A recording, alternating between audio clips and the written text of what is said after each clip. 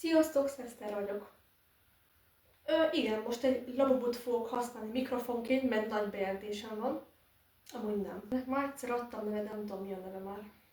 Na szóval, igen, be kellett a ilyen gangster módra be kellett állni, de azt találtam ki, hogy ez alatt a videó alatt írjatok nekem kérdéseket, de az a lényeg, hogy nyugodtan kérdezhettek ez alatt a videó alatt, a kis kommentembe bepütyöghetitek, hogy mit akartok rólam tudni. Szeszter vagyok, fogalmam sincsen, miért mondtam ezt ennyire össze-vissza, de magyarul kérdezfeleket tartok, csak iskola után volt, és olyan fáradt voltam itt a kút, úgyhogy magyarul kérdezfele. Jaj, látok, már tényleg elvegyem ezt a pulcsit, mert tényleg melegem van. Vagy YouTube Shorts-on fogok rájuk válaszolni, vagy a YouTube videóba válaszolnék ezekre. Ja, várom őket sok szeretettel, és majd eldöntöm, melyik videófajtába fogok válaszolni erre.